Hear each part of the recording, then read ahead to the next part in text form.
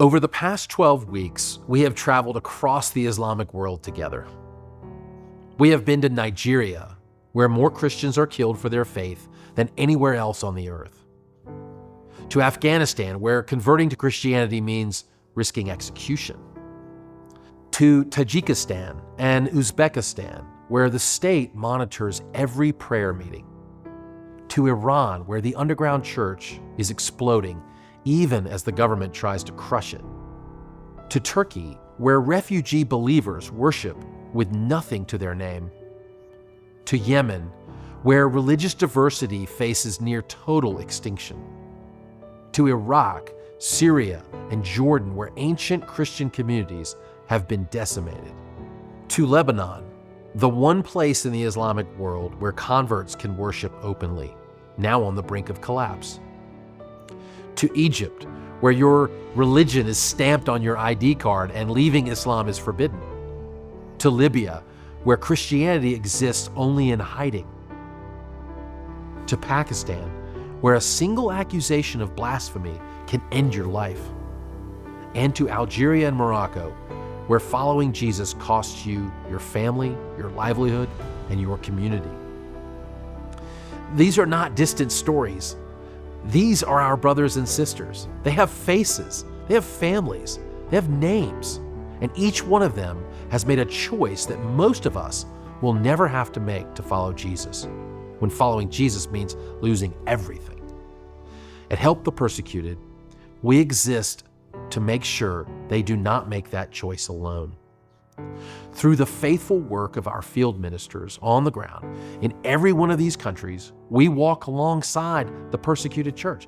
We do not want to see an Islamic world drained of its Christian witness. We want to see a church that endures, flourishes, and multiplies. The psalmist writes, "The steadfast love of the Lord never ceases. His mercies never come to an end." That is the God we serve. That is the God these believers cling to. And that is the promise that holds the persecuted church together, from Morocco to Pakistan and everywhere in between.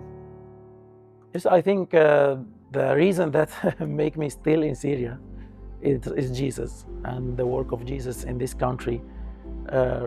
Really, sometimes I think about why I stay. All my family are out of Syria, they live in other countries.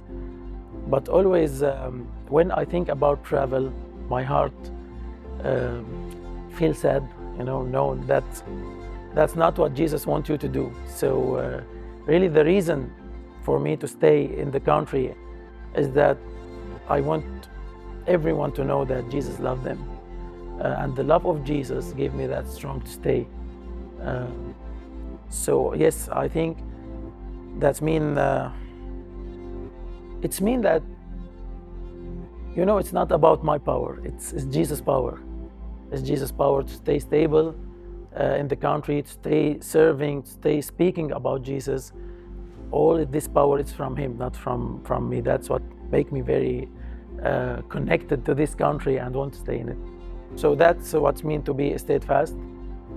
We still have to wait and be patient and still trust in the Lord, because God's process are not our process. Sometimes we are impatient and we want things to happen the moment we want them. But God is an architect. He does everything correctly and perfectly. The perfection of God is not the perfection of man, and it can never be.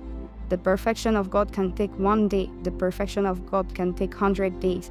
Him and Him alone is Lord, and Him alone knows when to answer prayers, knows when to answer to a situation, knows when a person needs help.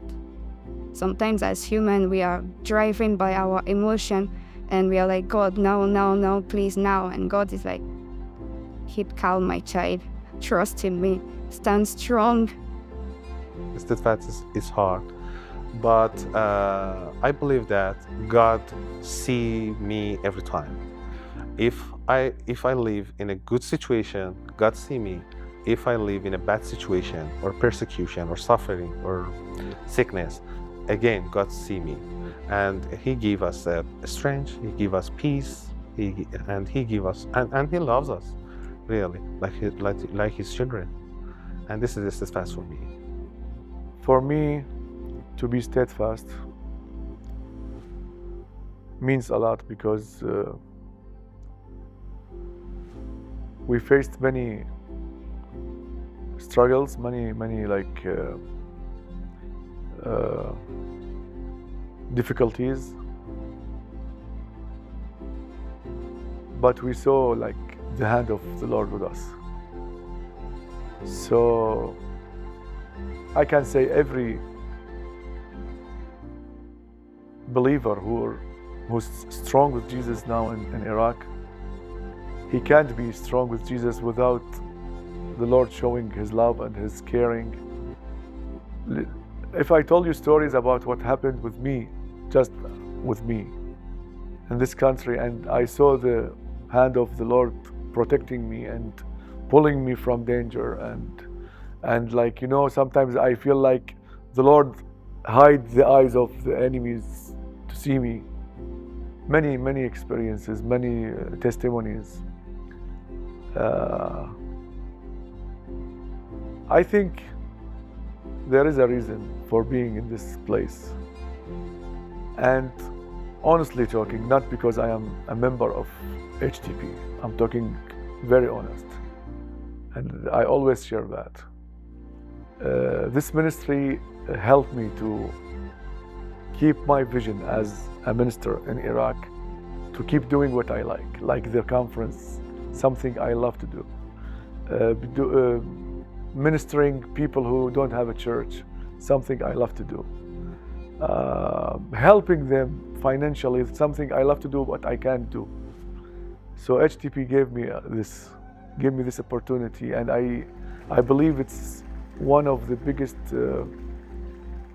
answers for my prayers, to stay in this country doing what I love to do and what He wants me to do, the Lord wants me to do.